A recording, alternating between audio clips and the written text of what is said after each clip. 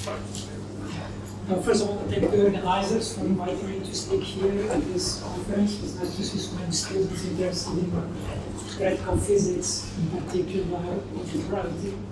So basically, this is my plan for these 3 lectures this week.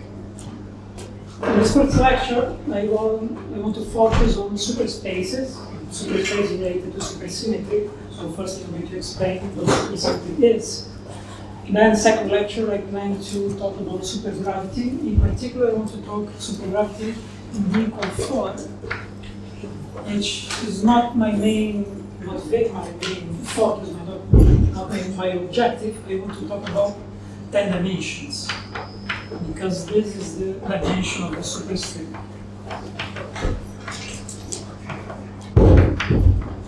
This is what the superstrip is. But supergravity in 4 dimensions is easier to explain. So first idea, I want to explain supergravity in vehicle 4, and then I will explain how we change the ideas described here to describe supergravities in 10 superspace dimensions.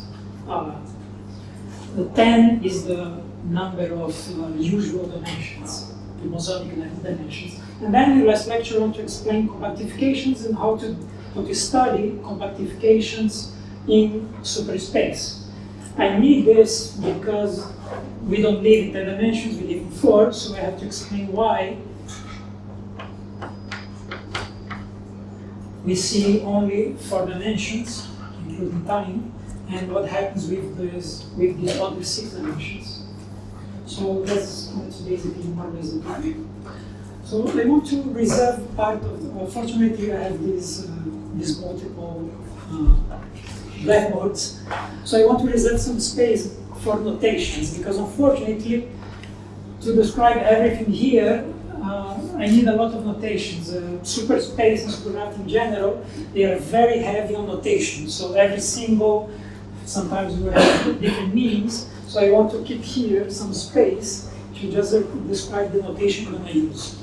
So if at any point of the lecture there is some confusion about what some symbol or some letter means, please stop me, I'm going to explain again. Okay? So the best tool that we have to describe particle physics, quantum particle physics, is quantum field theory. So everything that we do in particle physics is based on the axioms and methods of quantum field theory. So in particular, there is a very important theorem that's called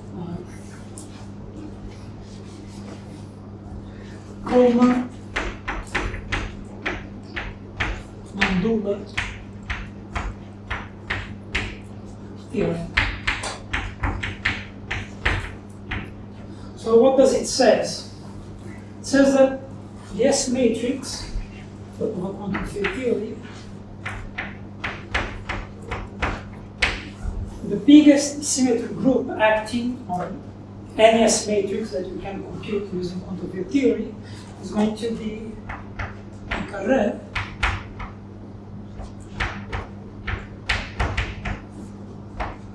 Direct product with some compact group.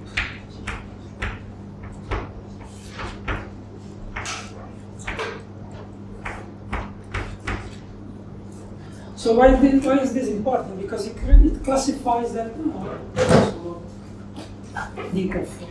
that's very important. So it cannot be anything different from this. So it has to have relations and large symmetry, and anything else that acts on the S matrix in a non-trivial way should be a non-compact group. And in particular, if I go to the generators of Poincaré and the compact group, if I call the generators of the Lie algebra corresponding to this compact group, and here the generators of Poincaré, there is momentum,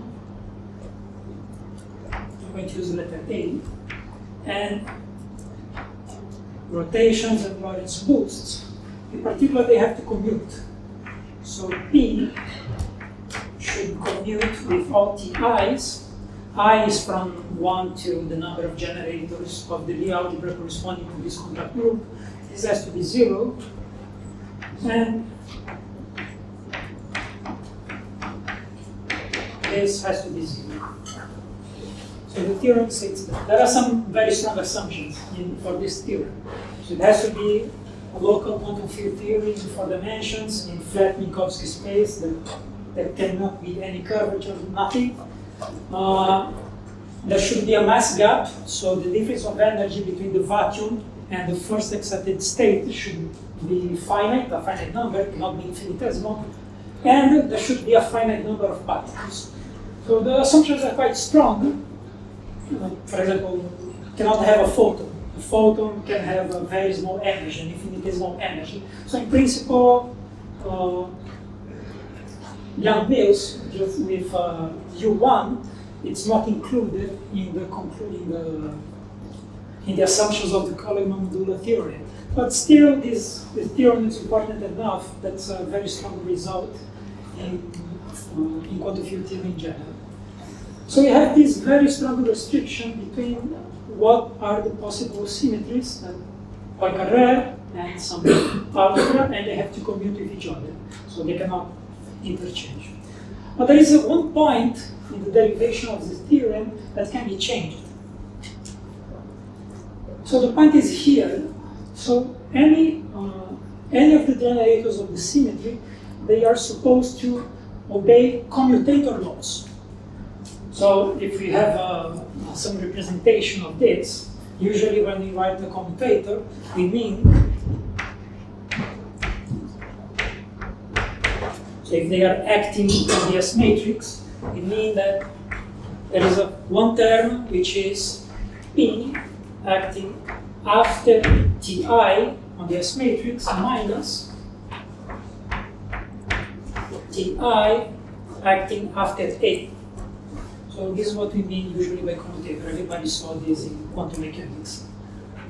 So the assumption is the way to avoid this theorem is to allow anti-commutators. What is an anti-commutator? If I have an operator A, an operator B, the anti-commutator is defined with the flip sign here. A acting after B plus B acting after A. If we have a bosonic symmetries, we always compute commutators, never compute commutators. They have to act in this way with minus because we want to see, if we're talking about bosonic generators, we want to see what changes. Is like the difference between acting with this combination and then acting with this combination. We never sum these two combinations of operators acting on some observable, like the S matrix. And this is related to fermions. So, how many people studied quantum field theory 1, direct field? Everybody? Most of you? Okay. So everybody knows that the wave function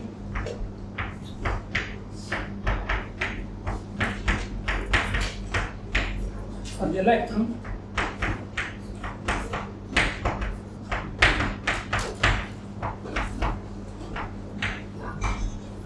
is described by a spinor. The spinor is a 4-component vector. It's not a vector in space-time, but it has 4 components. Psi 1, psi 2, psi 3, and psi 4. And they satisfy this strange rule that if I multiply psi 1 with psi 2, and I reverse the order, there is a minus term. This is related to the Pauli exclusion principle that two fermions cannot occupy the same state. So in particular, if I multiply psi 1 by itself,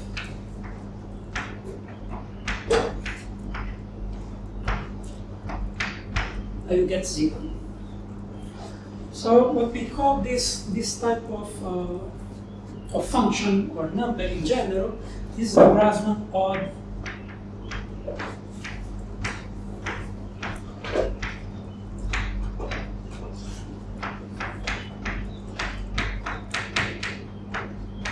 This is a Grassmann order function, which means this condition. As opposed to a scalar field. If I have a scalar field described by a scalar, for example, the Higgs, if I have two scalar fields, if I multiply two scalar fields described in a boson, if I reverse the order, I don't have any change of the sign. That's what normal numbers do. So this we're going to call Grassmann even.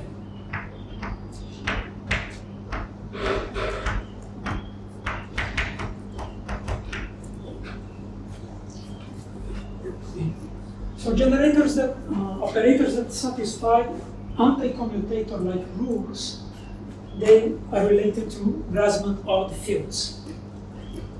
So that's the way to avoid the conclusion of the Coleman-Modular theorem, that I don't include only bosonic generators, but I include a new class of symmetry operators acting on the S matrix that correspond to Grassmann odd fields.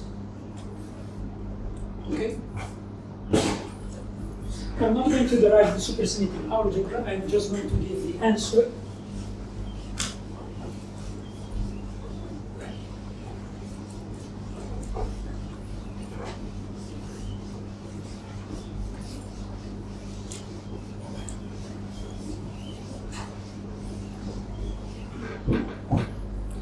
So besides P and M,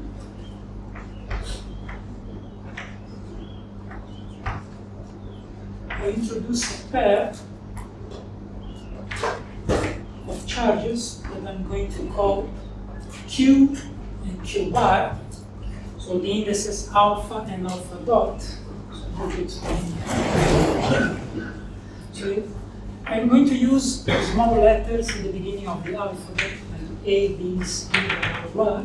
So these are space-time indices.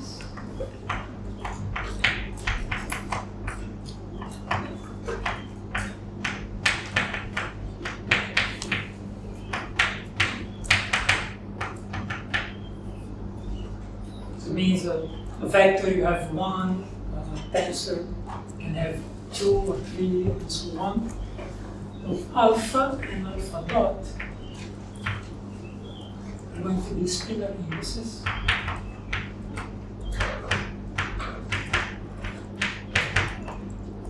And dot in the alpha means that it's the complex conjugate of something with an index alpha. So if I have a spinor, if an index alpha, and I take the addition conjugate, this is going to be psi dot. This entire. And if I need 4 dimensions, one of the difficulties of studying supersymmetry is that it changes every time I change the dimension, because for vectors and tensors, it's not really important how many dimensions we have. A can go from 0 to d minus 1, and d is anything. Can be 4, can be 10. So I don't have to change anything. But if I change the dimension of the spinor representation is going to change. So this is one of the main complications. So spinor indices in 4 dimensions. So a Dirac spinor, which is the one that most people learn in quantum field theory 1, is described by one psi with an alpha index and another independent Vallilo spinor. I'm going to call chi alpha dot. So this is a Dirac spinor, and I can describe it with 2 independent Vallilo spinors.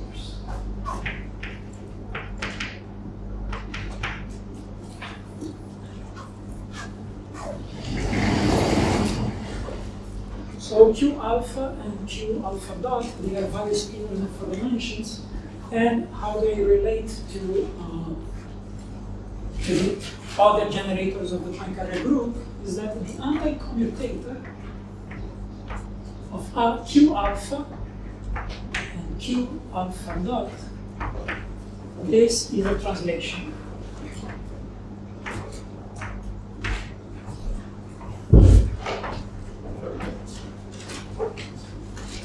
These we call sigma matrices. They are very closely related to the Pauli matrices. So sigma A, when A is equal to 0, this is just the identity matrix. And for 1, 2, 3, these are exactly like the Pauli matrices. Sigma 1, sigma 2, and sigma 3. So this is the basic new concept that is necessary to avoid the Cohen-Modular theorem. So suppose that there exist two new symmetry generators such that the algebra is given by this relation. So Q also has to this time commute with P, so this has to be 0, and the commutator of Q with the Lorentz generator is such that this rotates as a Weyl scalar.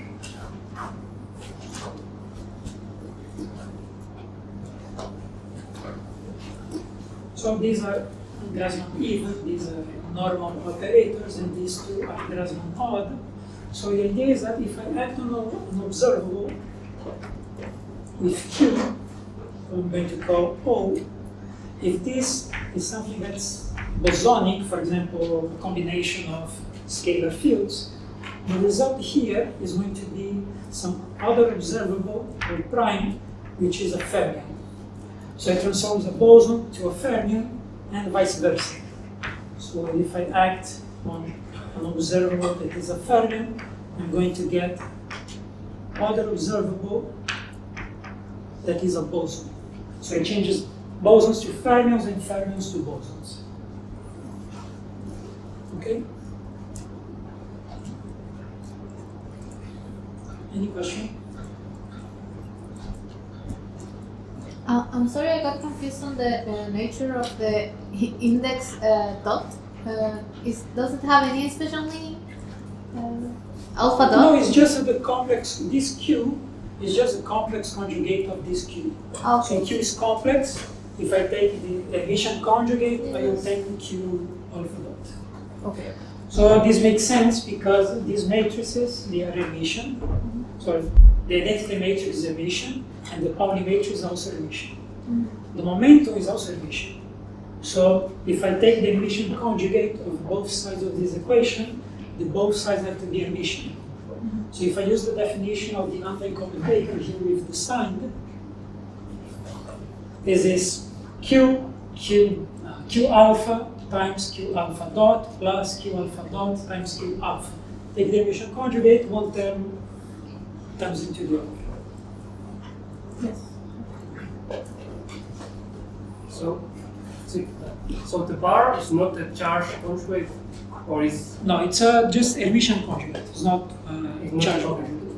so the charge versus is not here yet. If I use Weyl spinors, like representing a Dirac spinor as this pair of Weyl spinors, I never have to talk about the charge conjugation matrix. Wow. It's one of the advantages of working in Weyl spinors. So it's not like I think you're thinking upside bar, which is gamma 0. Exactly. Yes, Yeah. no, it's not.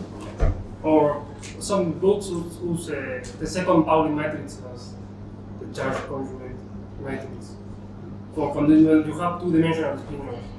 I think you're talking about, okay, now if I understand, you're talking about raising and lowering the Yeah, index here. Okay, I'm going to talk about that. Okay. Easy notation. Sorry, what is O in this new notation? In the last equation? What is These O? two? Sí, sí, what O is some observable for the letter O. Some observable is a boson. Okay. Think of a scalar field. Phi. The usual letter for scalar field in quantum field theory book. So if I act with this new symmetry generator on phi, I have to get its spinor here. So for example, usually the letter for spinors is psi. So I'm going to get some psi alpha x. Okay? So it's just, I just wrote O because it doesn't have to be just one field. It can be any observable, any phi times phi plus something, that's everything is boson, I'm going to get the result, it's a fermion. And here Q is a representation of SL2R. Q is a representation of SL2R. Yes, QR SM2C. SL2C, the other one is the conjugate. Yes. But I think I'm going to talk about this a little bit later. Okay. Yes. So, for people that know, the spin group of SO, spin 1,3, which means the double universal cover of SO13 is it's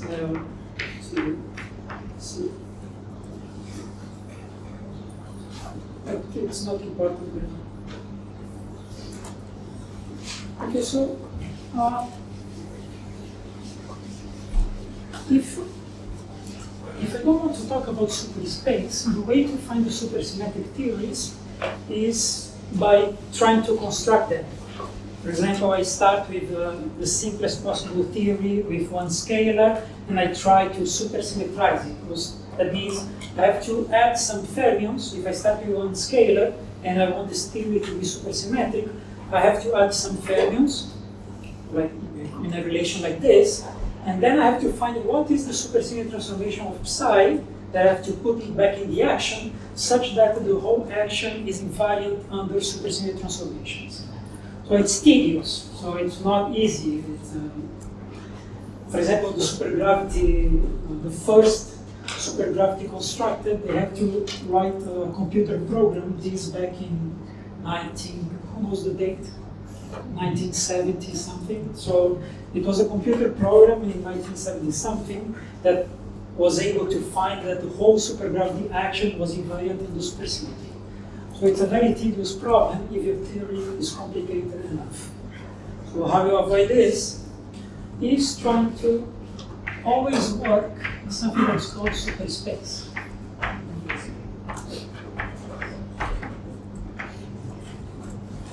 So what's the idea?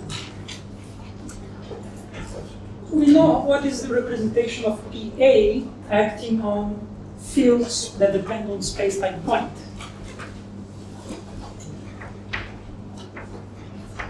So PA, if I use h bar and equal to c equal to 1, PA is minus I derivative with respect to A. I know that if I want to do a translation, the generator of the translation is going to be eta A PA, if in the differential representation this is minus I eta A del A. So if I want to do a symmetry transformation in a field phi, I use this representation of the symmetry generator.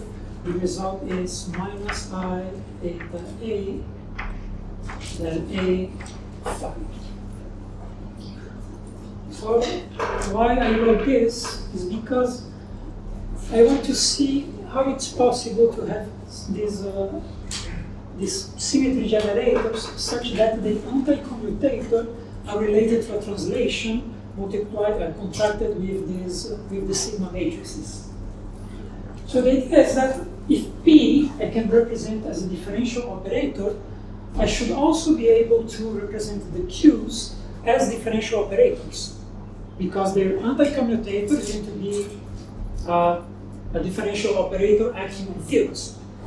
But I cannot do that if I only work if I space-time coordinate xa with derivative del A. So I have to introduce new coordinates on the superspace or on space-time that are Grassmann odd.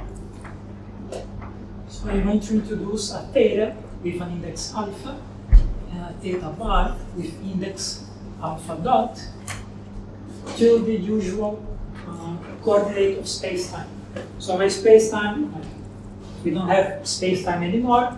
I have a superspace with 4 bosonic dimensions, and these extra dimensions, which are not usual coordinate points in space-time, but they are described by Grassmann odd variables. So what's a Grassmann odd variables? So alpha goes from 1 to 2, alpha dot goes from 1 dot to 2 dot. So they have to satisfy these relations. So theta 1 with theta multiplied by theta 2 should be minus theta 2 multiplied by theta 1. So the anti-commute. So they are not numbers in the sense, they are not real numbers in the same sense of x. X can have a continuous of values. But theta doesn't have any particular value. The only thing that can satisfy a relation like this is 0. The only value that I can give, a concrete value, because if I multiply 0 by 0, this is minus 0 by 0. So thetas have only two possible values, different from 0 and equal to 0. The same thing, the same type of relation will happen with any type, with any combination of theta and theta bar. So this also should be true.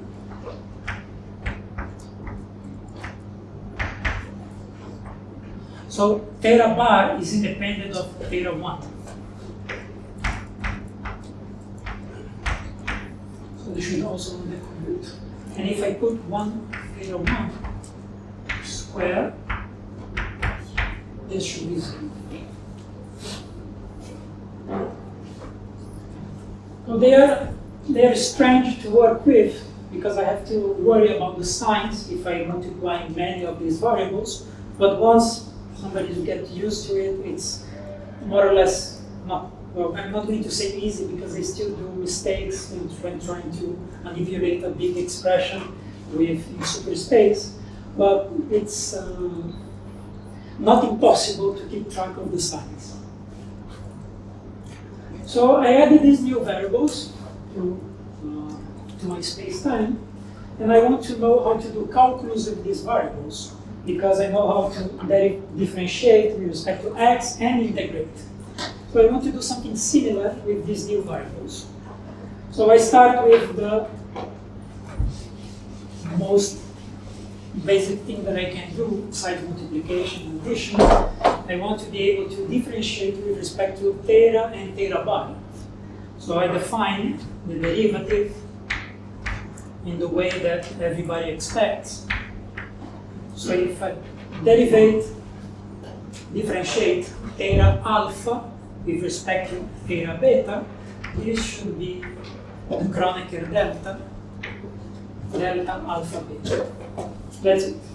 So if it's going to be 0 if the index here is different from this one, and 1 if this index here is equal to this one. Same with theta bar.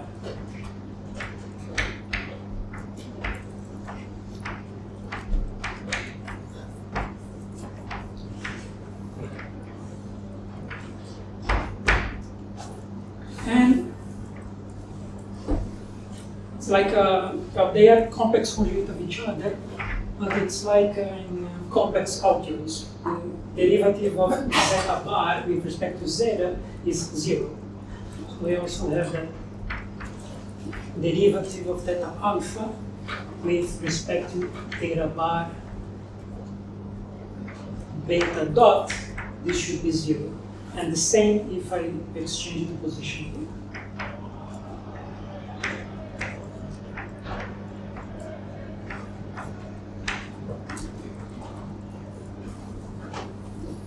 So now we know how to do derivatives with this new type of variables.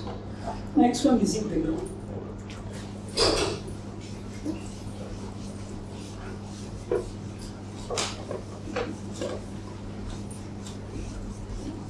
So the integral is not going to be, I cannot derive the integral as we do with real variables because there is no notion of a Riemann sum. So the integral is not going to be the limit of a Riemann sum over some real variable. So I have to start to define the integral with properties that I know that they should satisfy. So for example, if I want to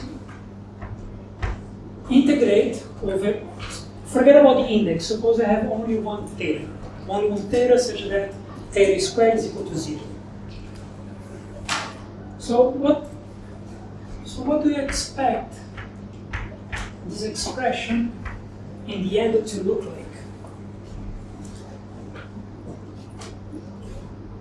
So if I start with just an integral in a real variable in the x, so I can define limits in the integral over the real numbers.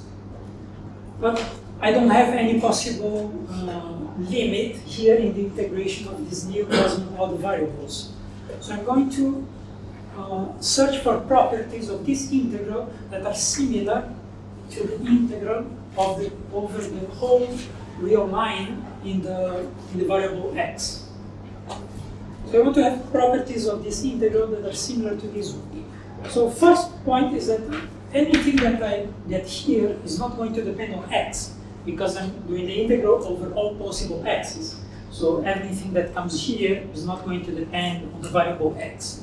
So the same thing I expect here. This integral, whatever is the result, it's not going to depend on the variable theta. Okay? So another important property, if my function is well behaved enough, if I integrate a total derivative, I want this to be 0.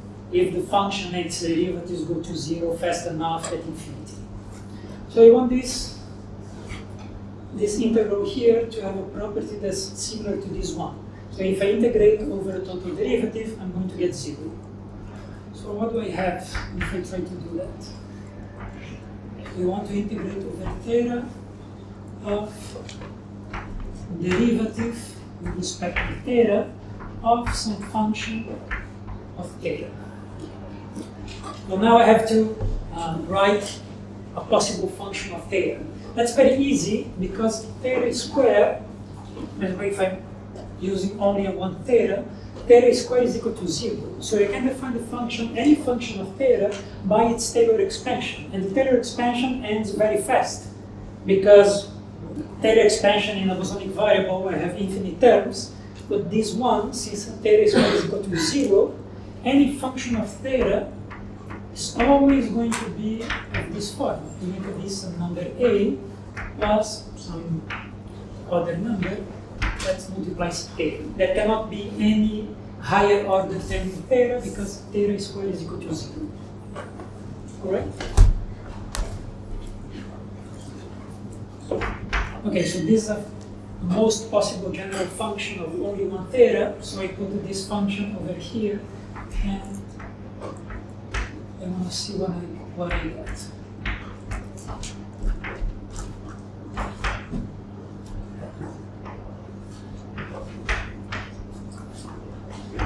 So I want this to be 0.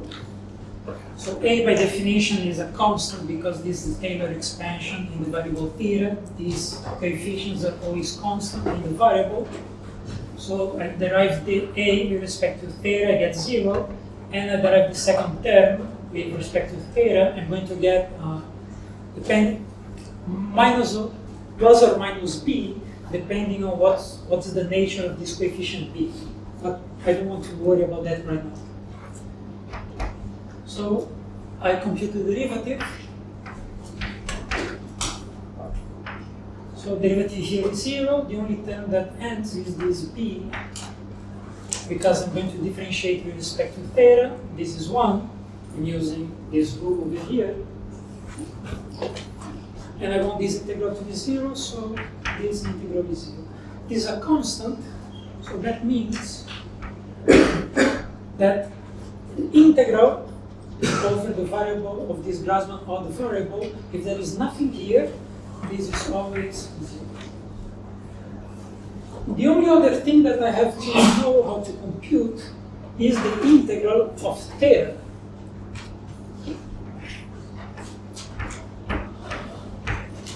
Because the most possible function is of this type, so I already know that the integral of the constant is going to be 0, so I have to know what to do with this term. But the result here cannot depend on theta. I can always normalize this to be 1. These are the two rules of 3. So I know how to differentiate. I know how to integrate a constant. It's going to give 0. If I have an integral of 1 theta, I'm going to get 1. So this is very similar, but completely different from real variables, because the integral seems to be exactly the same as the derivative. So for any purpose, these two operations are the same. So this helps a lot to compute actions on superspace. Any question up to now?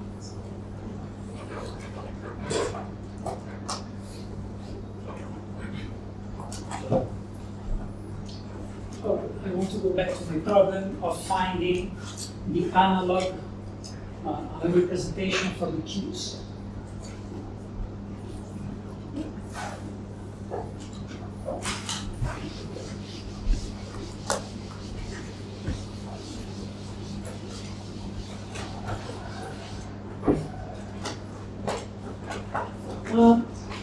So if I have that P is derivative with respect to the direction A, maybe if I start with a Q such that the first term here is derivative with theta, I can get something. So I'm going to write that Q bar alpha dot going to be minus. Okay, the origin of this minus here I'm going to explain later. It's for the same reason similar that there is an I here. Well, this is not going to work, because if the derivatives, they satisfy properties like that, if I act with two derivatives and then complete the anti-commutator, so if I try to do this, if this Q's is going to be equal to Q alpha, Q bar, beta dot plus Q bar, beta dot, Q alpha. And now I use this representation.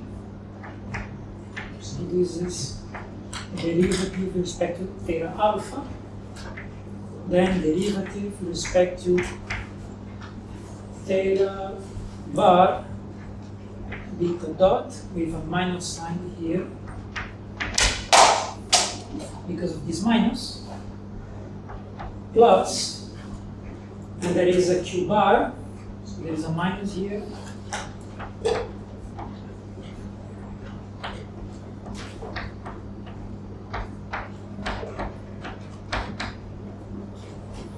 so this is going to be 0. Because if the variables they anti-commute, the derivative with respect to them also should anti-commute.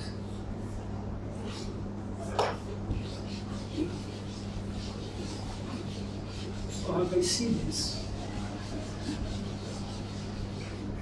So suppose I have this product, theta 1 times theta 2.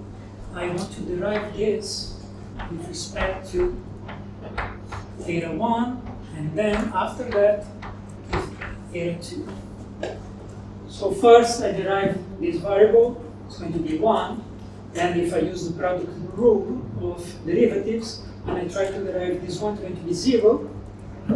So the first derivative gives me only theta 2, and I'm left with derivative of theta with respect to theta 2 of theta 2, and this is 1. But I can do something else. I can change the order of theta 1 and theta 2.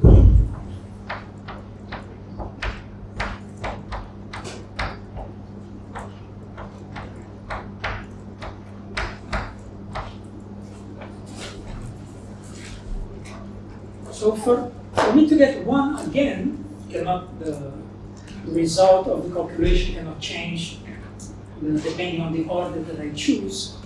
So for me to get 1, I have to exchange these two derivatives. I'm going to get a minus sign.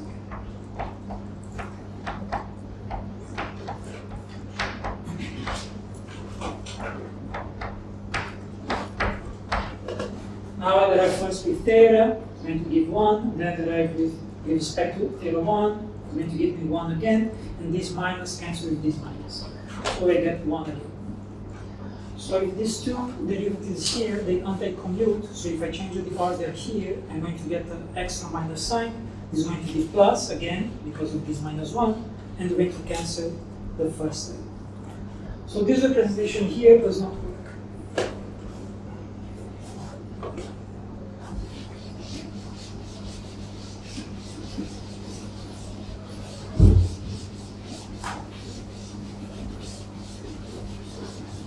So what can I do here? So I look back at the algebra.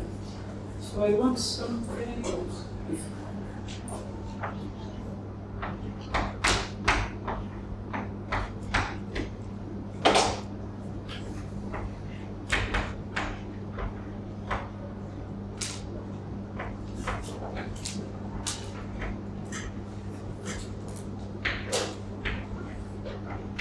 So if I use that PA is equal to minus I del A,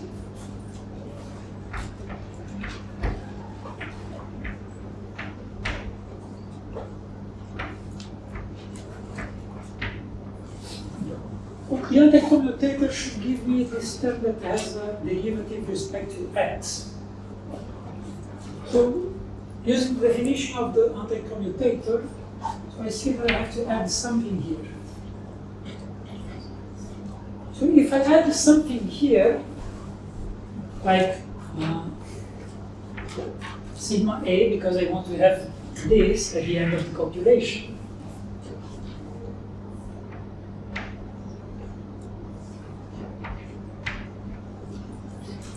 so for the indices to match both sides, so there should be only one index here left at the end. I have this A contracted with this A, there is an alpha here, so there is an alpha dot missing here, or extra here. So probably you should have something that is like I theta bar alpha dot.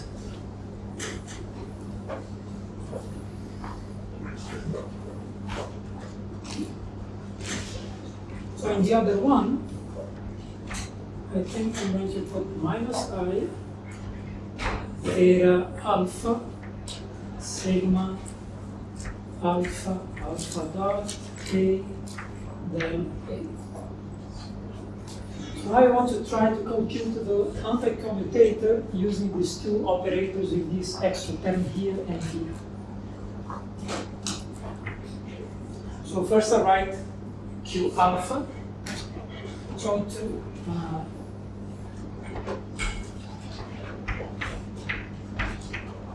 it's not very much. I'm going to derivative with respect to alpha is derivative with respect to theta alpha.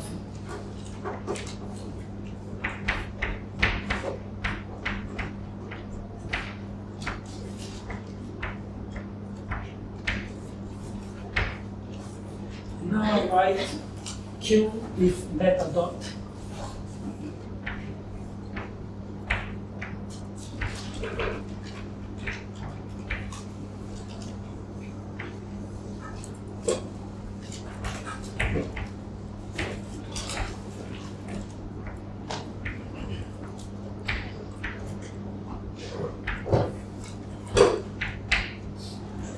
So now I have four anti-commutators. This one with this one, which already know it's 0. This one with this one.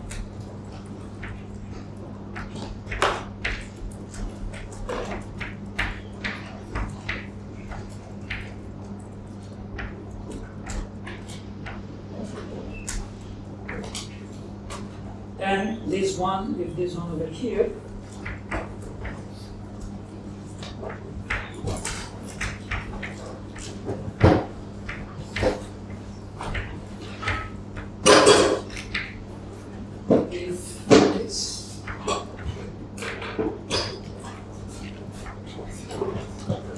And the last last one, which is this one and this one.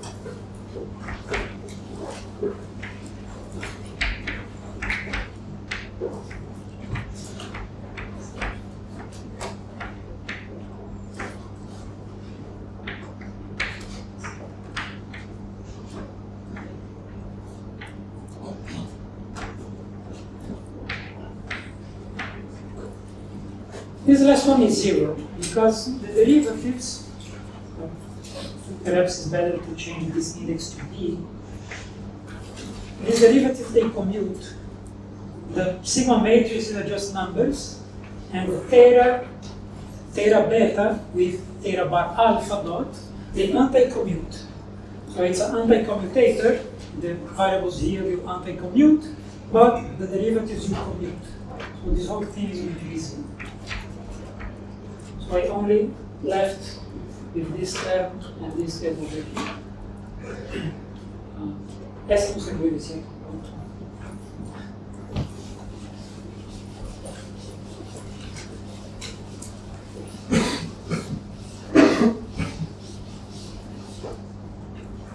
So if I keep this computation here,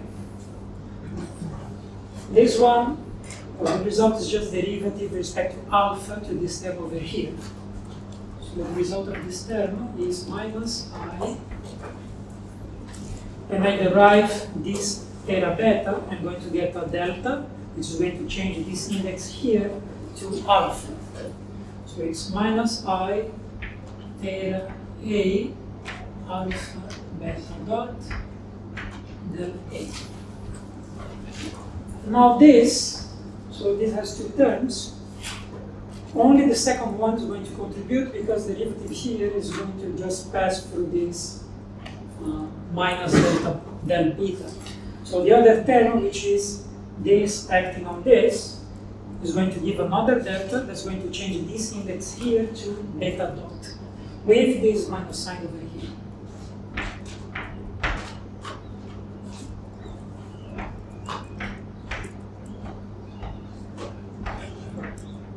So they are equal. So I sum them.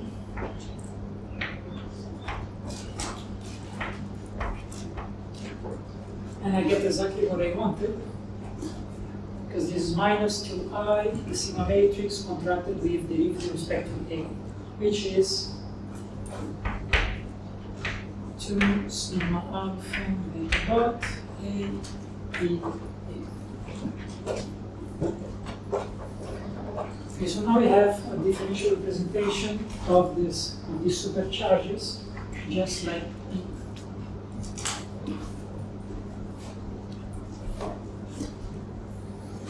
Any question? Yeah. I mean, that's the first step, like the derivative acting on the term, and then the second one, the derivative on the other side. Yes, so the idea is that to suppose that all of these operators are acting on something, so I have to use the product rule. So this derivative acts here, and then when I move the derivative past the theta, it should change the sign. So there's going to be another term, which is theta, sigma, and the derivative. But this term is going to cancel with the other one in the commutator. So like it's the way we compute, for example, in quantum mechanics, XA with PB.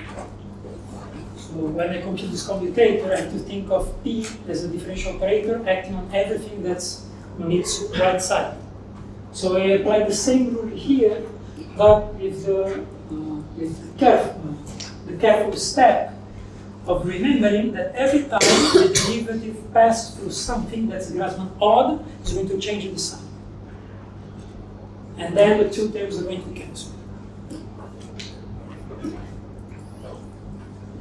To recap to the question, I realized that when you expand the function f of theta, and you only expand as it only depends on theta. Why you didn't expand as the function of theta and theta bar, so you have a first term, so there you have the integration of the b constant, but you have like a theta. You're asking about the integral? Yes, because I see that here there is a difference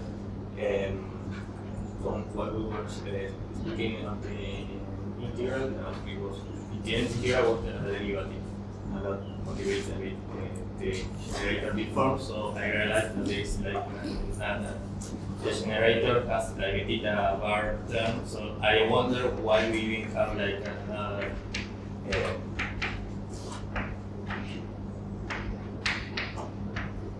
This? Yes, I think so. Yes, I have a minus sign when I change the order. Okay, I'm not sure if this is the question. Well, the function that you use to expand, why was only a function of theta? And what was the function of theta bar as well? Both by the complement.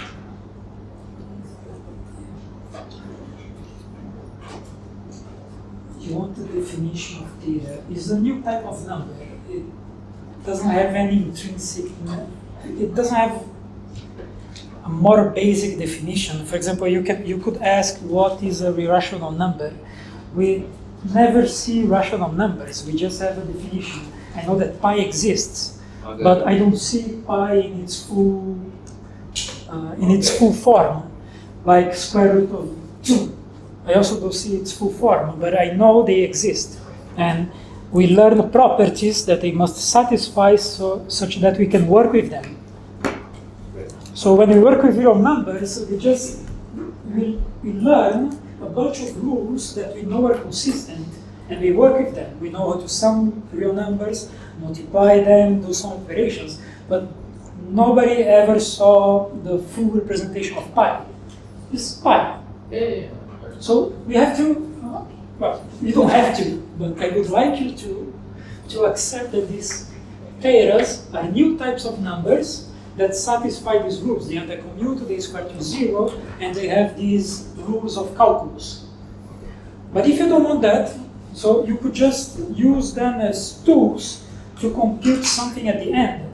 So they satisfy a bunch of rules. So I start with an action on Superspace. But then, if I use the integral, I can remove all the theta variables and end with an action on only space-time. That's it.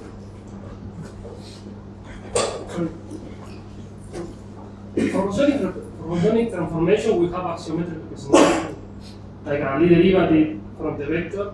And for the fermionic one, do you have a geometric representation, like a super Lie derivative? It's a super Lie derivative, yes. But I don't have to talk about that because I'm not talking about a curved superspace. Yeah, but because Yes, there is going to be a super Lie derivative. It's the same Everything is going to be super. So it's a stupid name, but it's stuck with the literature. But the gamma you have there found is like a connection, right? You have the sigma. You have the sigma. This is going to be related to torsion, not connection. It's a torsion. It's a torsion. Yes. Okay.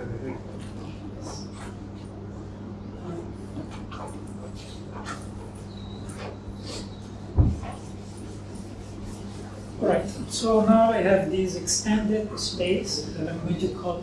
I'm calling it superspace. It has the x. What time should we stop? 5:30. Todavía queda media hora. Media hora.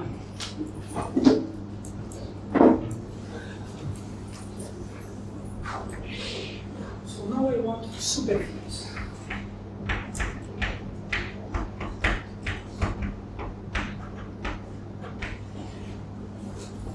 So a superfield is going to be a field that depends on all superspace variables. It doesn't depend only on x, it depends on theta and theta bar.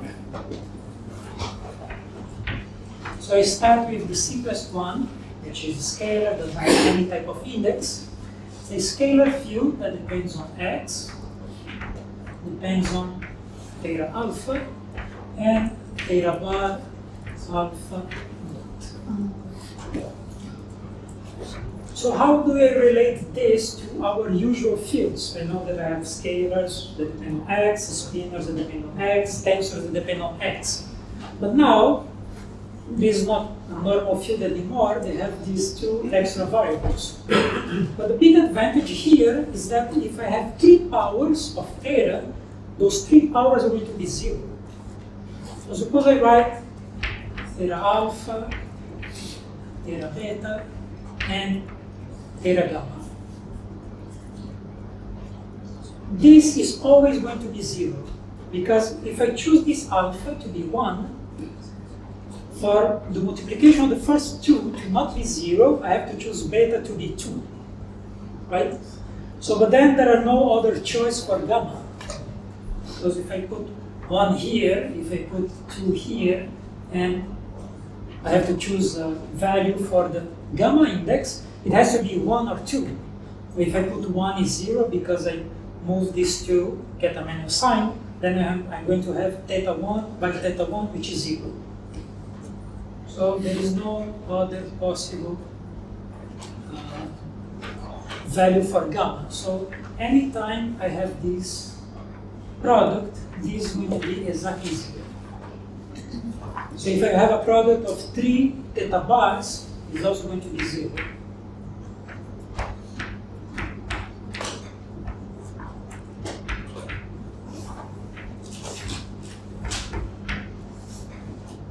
So I can do Taylor expansion of the superfields in powers of theta and theta bar alpha. So I keep writing them. So if I have 3 thetas, I know it's going to be 0. So I stop at 2 thetas and 2 theta bars. So my first term of the Taylor expansion, I'm going to call small phi, as depends on x. The second term on una pregunta? No, alpha is 0 or 1, or 1 or 2, right? Yeah, alpha is That's why 1 you or can 2. Yeah. A, that's the space-time index, or from 0, 1, 2, Yeah. 0, 1, 2, 3. So this is a property of dimension 4. In the higher dimension, Yes, you in have higher dimensions, my spinor is bigger, so I'm going to have higher powers. Yes. Okay, so I start writing my Taylor expansion. I'm not going to write the derivative of superfields evaluated at θ equal to 0. I'm just going to name the components in a way that's convenient to me. So there's going to be a term that's linear in theta alpha. So my big phi is a scalar. So I cannot have a floating index. So this must come multiplied by some psi alpha that depends only on x, because I'm doing a Taylor expansion. Then there is going to be a term with 2 thetas, theta alpha, theta beta, and something that I'm going to call f alpha beta. And the same with theta bar alpha.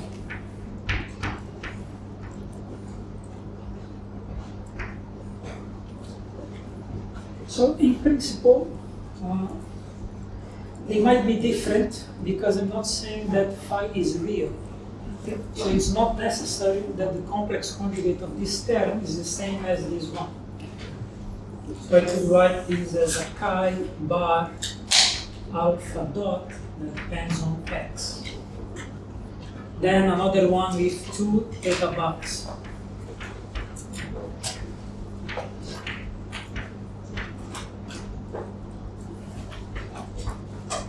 And this bar, this f bar, is not necessarily the complex conjugate of f alpha beta. It could be something else.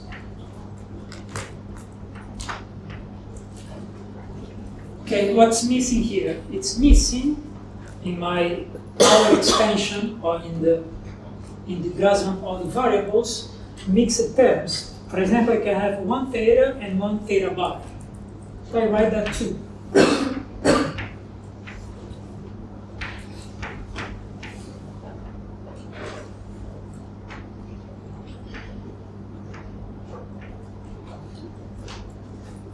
And I can have one with 2 thetas and 1 theta bar.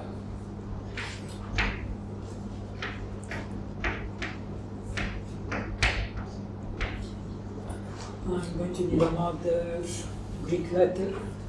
So I'm trying to be consistent with, I'm not very so forgive it. So I'm going to use sigma. No, sigma. Sorry, Omega.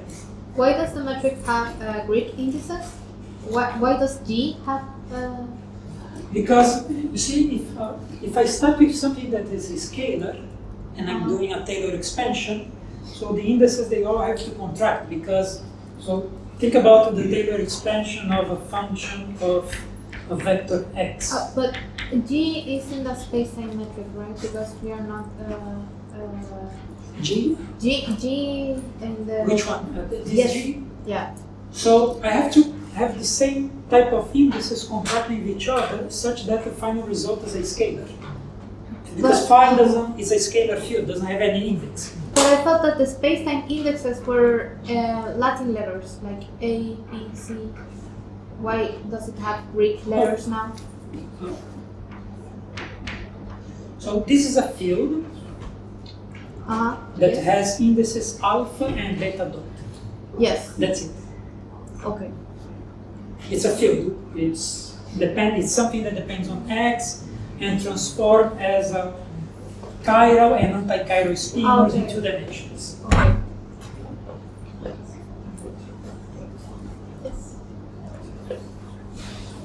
So G, next one, H.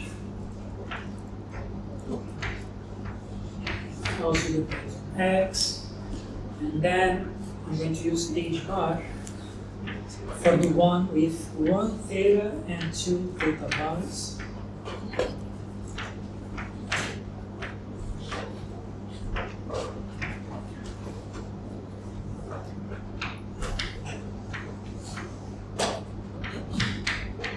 And the last one, because I cannot go any higher in this power expansion in the Grassmann model variables, which has all 4 thetas.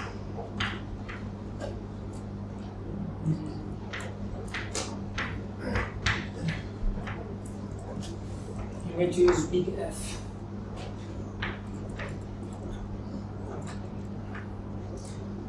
So it's not as complicated as it appears because I still did not use the symmetry properties of these products yet. So this is the whole, so when we do an expansion of that, we call each of these individual fields that appear here, everything depends on x, x. We call these component fields. So we have a superfield that depends on x, and theta bar. Then we do a power expansion in thetas, and we call each one of those the components of the superfield phi. H bar is not conjugate as H, right? No, because I'm not putting any reality condition on big phi. Its complex conjugate can be something else. Sorry. Of course, for example, if I impose this, that phi is equal to its initial conjugate, this is going to relate all of these components to this. But in principle, I'm not doing this.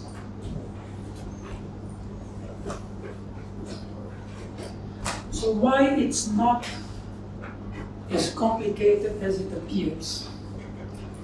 Because the F here, for this contraction of indices to not be 0, F alpha beta has to be anti-symmetric and alpha and beta.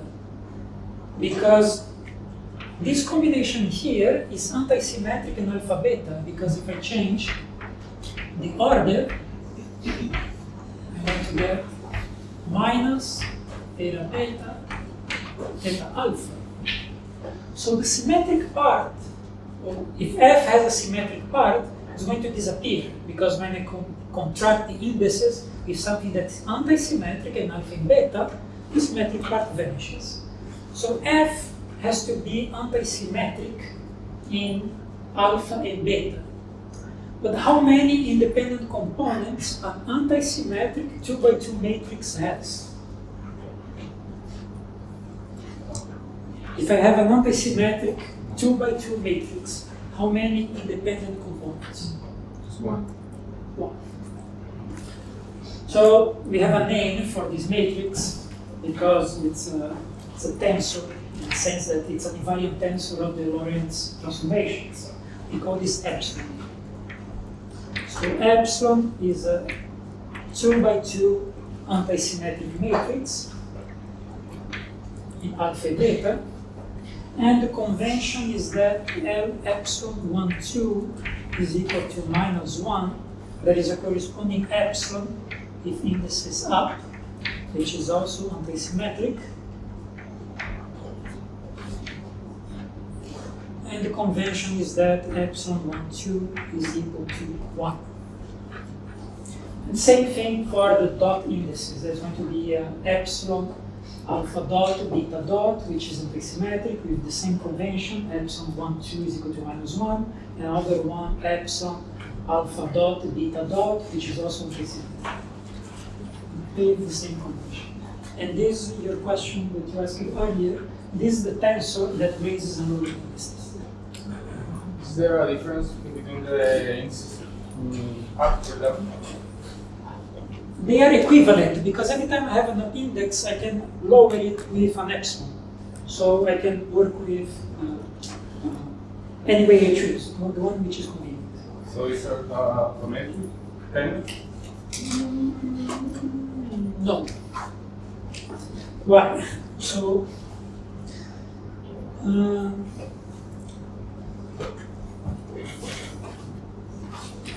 maybe I want to answer this in the second lecture.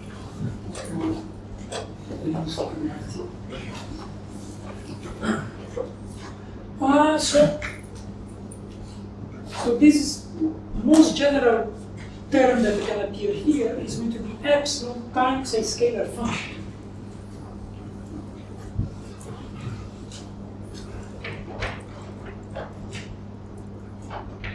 Now the scalar function I call just f. So the same thing is going to appear here.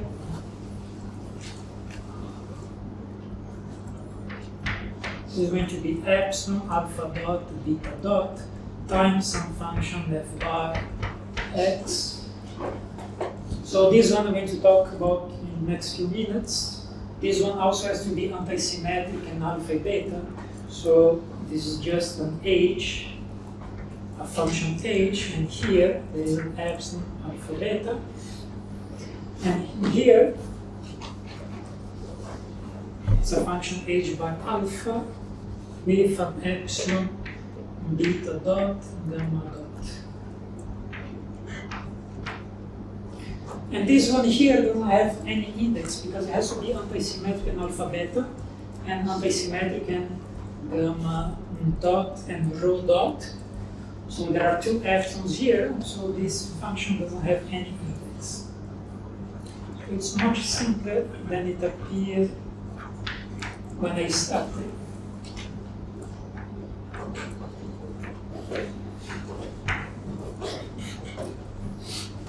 So next one is this one.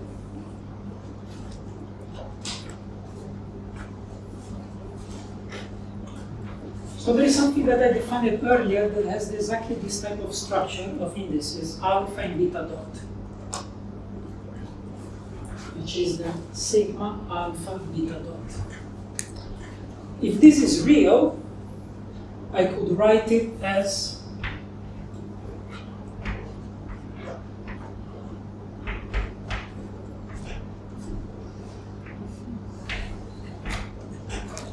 some real field with a vector index A.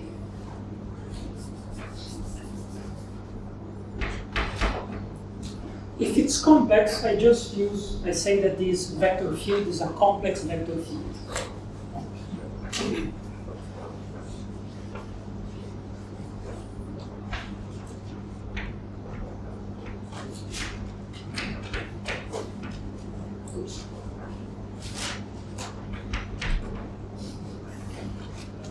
Alright, so there is no more simplifications here. So I see that a complex superfield can have one scalar, another scalar here, another scalar here, and another scalar here. And it can have some fermions, psi, the chi bar, the H, and the H bar. So the set of bosonic fields is phi, F, F bar, A, and this big F over here. So these are the bosons inside of the superfield. And the fermions are psi, chi, H, and H bar.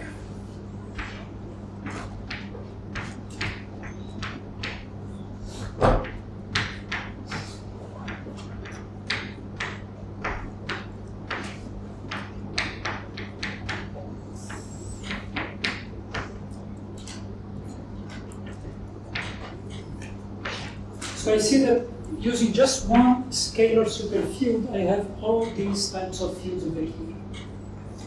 There are too many. For example, suppose, can I have a supersymmetric theory with just one boson and one spinor? And the answer is yes. I have to find a way to reduce the number of independent components that appear in the theta expansion of big phi. Also, maybe there is also a supersymmetric version of Maxwell. So I have to have a vector field. So this has a vector field, this A over here. But I also need some fermions because the supersymmetric transformation of a boson should give me a fermion. So I should also have some fermions here that I can choose to make a theory supersymmetric such that there is a vector field inside it. Any question about this before I continue? How do we know that those are bosons and the others? How do we know that? How do we know that those are bosons and the others? Yes, thanks for asking. So I have to start, I have to say what is phi? Phi, okay, is a scalar, but is it representing a boson superfield or a fermionic superfield? So in 4 dimensions, I don't have any choice because I know that there is a spin statistics theorem that if I have a boson, it should be a scalar or a vector or a tensor and so forth. So if this is a scalar, necessarily the whole superfield should be a boson. So now I go to the components. So this does not depend on theta, only depends on x, and it's a scalar. So it's a boson. It's the same character of the superfield. Each term individually has to have the same character of the superfield. So each term individually should be a boson. So this one is a boson. Now I have the product of something that's Grassmann odd, but in the end the product of the two should be Grassmann even. So psi should be Grassmann odd. That's it. So anything that comes with an even power of thetas is a boson, and everything that comes with an odd power of thetas is a fermion. So boson, boson, boson, boson, boson, and fermion, fermion, fermion, fermion. But yes, I have to say before I start what is phi. So if there is no index, the only choice is that it's a boson. Can you promote the bosonic field to a fermionic superfield? If I can, yes, there are fermionic superfields, yes. Oh, okay. Yes, I can have a fermionic superfield, then when I do a theta expansion, its first component is going to be a fermion, then the component that's linear in theta is going to be a boson, and so on. This fermionic superfield appears when I want to describe super Maxwell. Okay.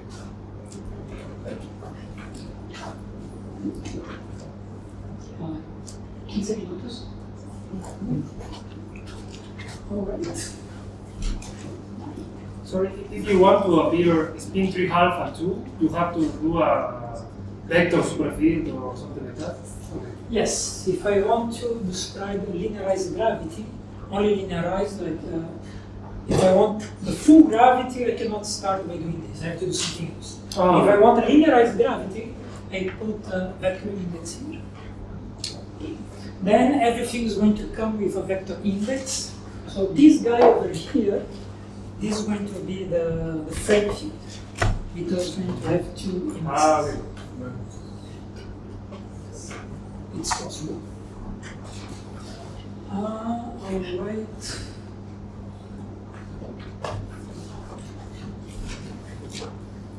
I'm trying to think if I need to add something to notation section. May I erase this?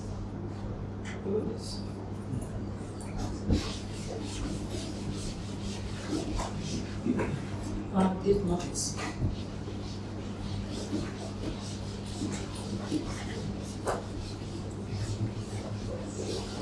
So I need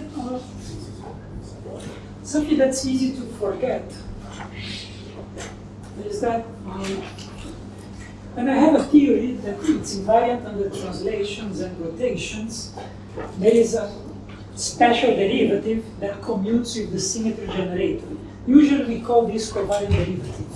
So when the symmetry generator, I can exchange places with the derivative, I call this covariant derivative.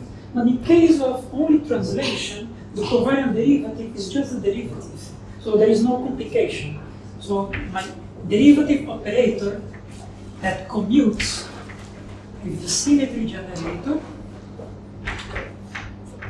is just that A. There is no complication. But now I have to be a little bit more careful. Because I can define, I'm going to use another symbol. I'm going to use nabla, that's the usual symbol for covariant derivative, which for the case of A, my directions in the bosonic part of the superspace is just partial derivative.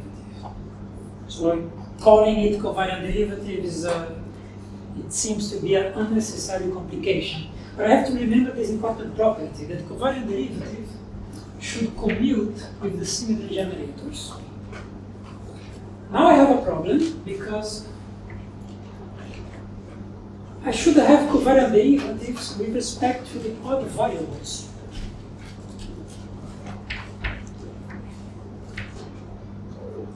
If I try to add only this, it's not going to work. Because if I try to anti-commute, now that both derivative, both operators, they are Grassmann odd, I have to compute the anti-commutator of this nabla alpha with this Q beta, change in index, and with this, and it should be 0. I can see that I'm going to have a problem because of this theta here. This is not going to anti-commute with this Q over here. So I can solve this by adding another term that I think is minus I. It's almost the same as this one, only with a minus sign over here.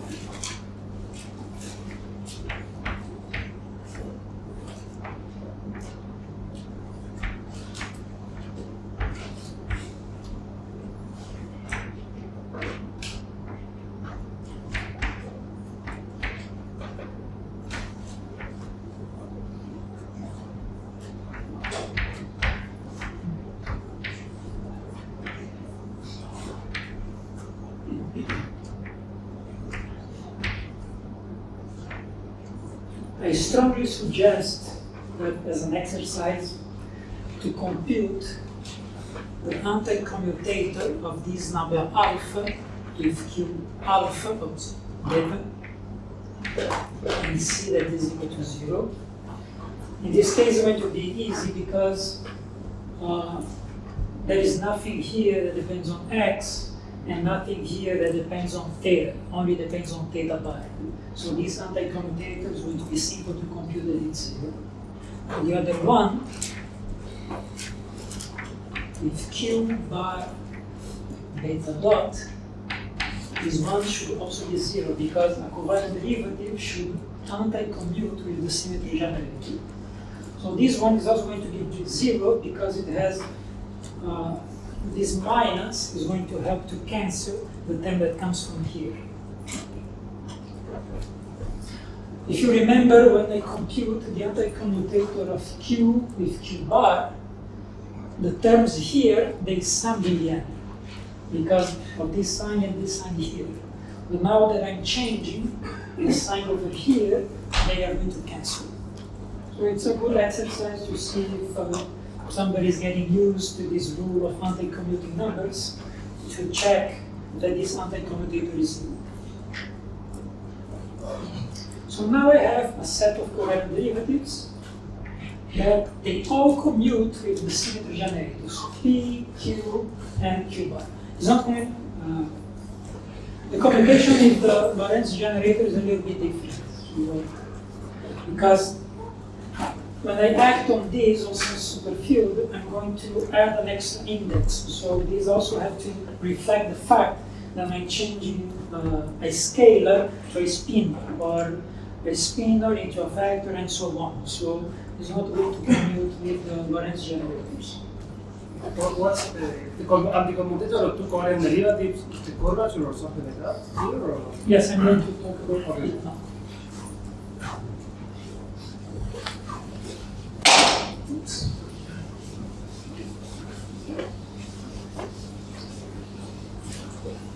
So how it would be a good idea exactly to discuss this, because if I have a set of covariant derivatives, we know that they are commutators, and the commutators, they give me field strengths. So I can start computing, for example, what is nabla A with nabla B. In this case, just partial derivative, so this is zero. So if I want to look further in the future, there is no curvature here, because we know that the anti-commutator of the derivative should have a term that's curvature times the Lorentz generator. So nabla A also commutes with nabla alpha, because nothing depends on x here, and here nothing depends on the theta.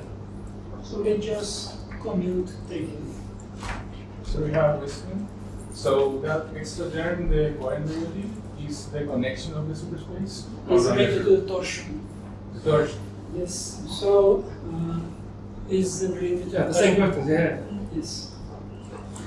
So I'm going to talk about it now.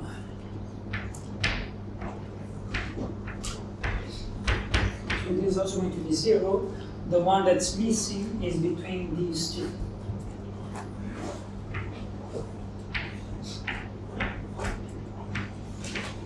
Oops, it's anti-commutator.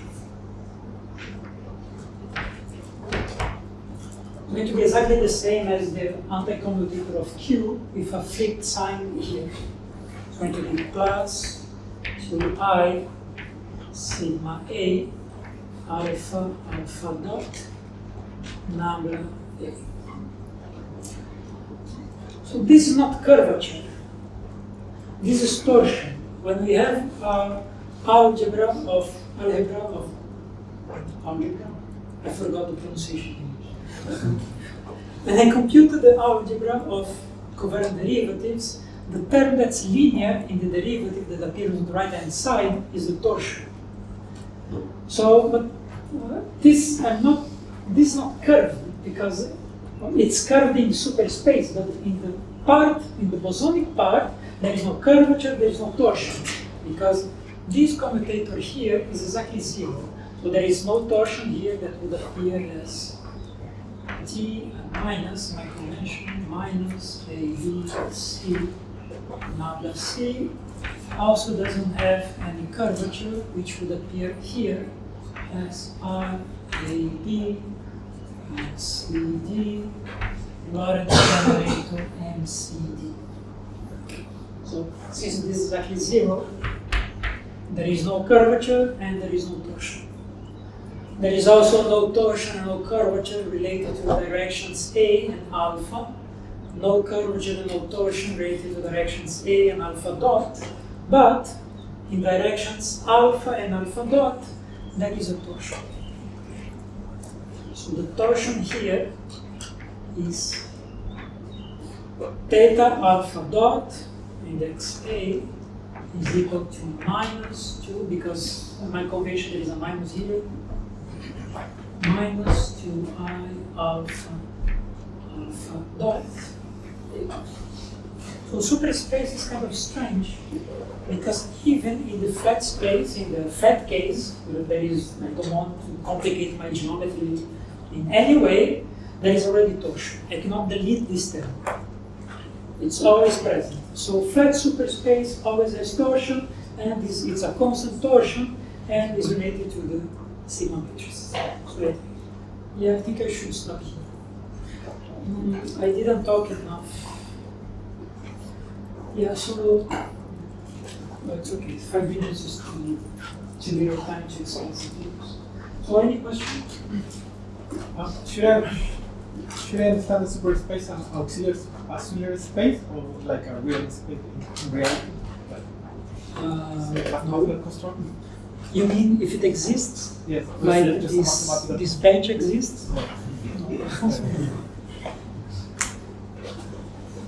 Any more questions? This space is not flat.